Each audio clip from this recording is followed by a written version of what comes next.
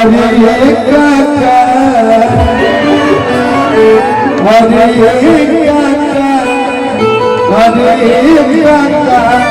हम छोड़ चलिए आप लोगों से प्यार आशीर्वाद यही तरह बनाते रहे लोग।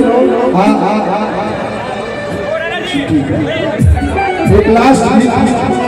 मतलब लास्ट में इस पारी का लास्ट में आज सनीचर हम लोग आईपीएल मैच हुआ तीन वाला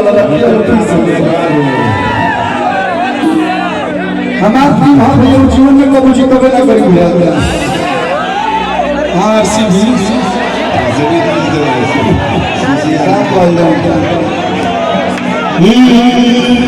बैठ जाइए कोई मेरी शांति बनाइए।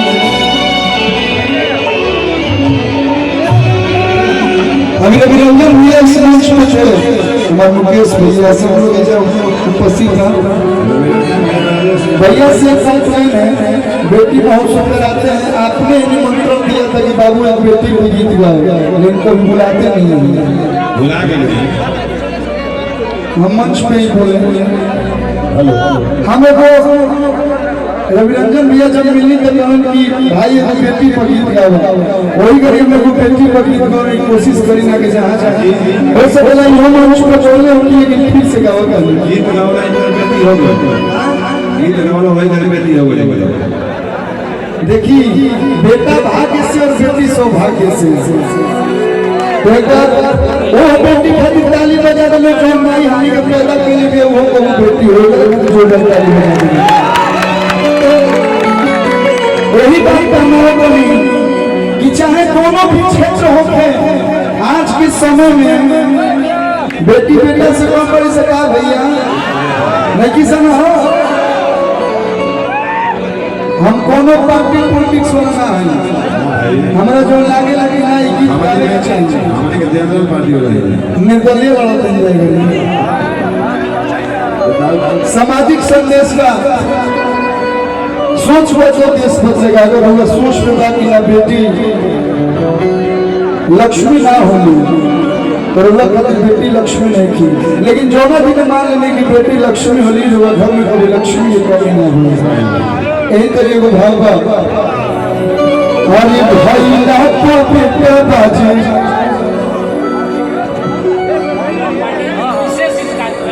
जी फूलन मारने नाम ही फूलन नहीं है देखिए तो फुला दिए हैं एक बार जोरदार ताली आप लोग बजा दीजिए। आप ही नहीं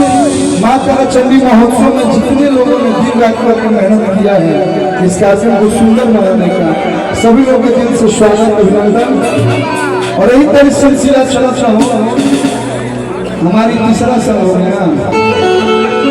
एकदम जीरो लागत जो 30 साल से अभी गाड़ी अगर बाद में कुछ आगे सोचो नहीं 4 साल का कर दिया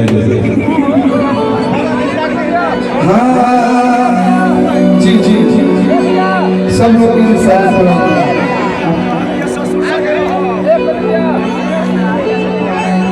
जी विधायक जी प्रणाम बहुत सारा अतिथि लोग आए बने सब लोग का स्वागत बा गाना का भाव बा ध्यान से सुनो लोग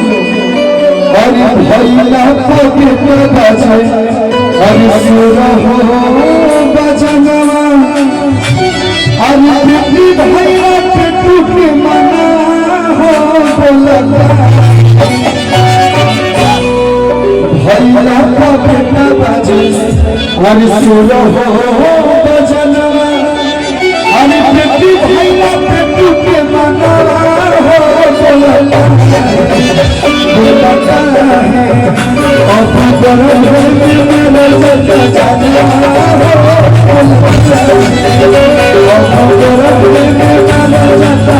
जाना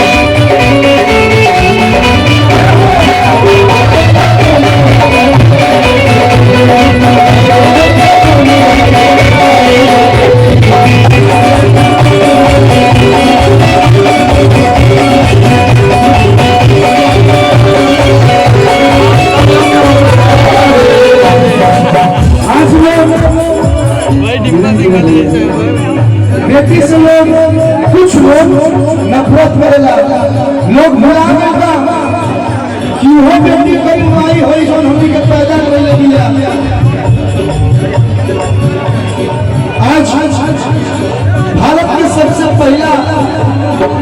महिला प्रधानमंत्री श्री इंदिरा गांधी जी थी, जो इस देश को चलाती थी। लोग बेटियों को बोलते हैं बेटी क्या है।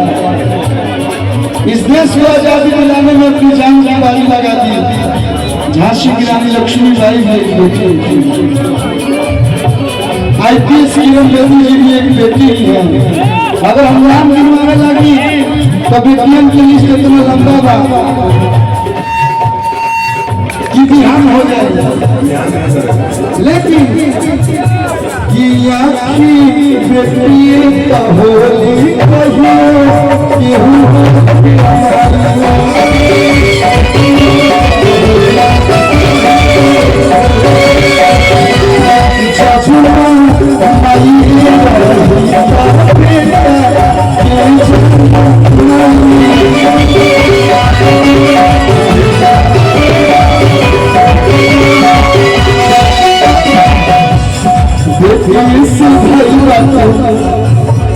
दुनिया जहां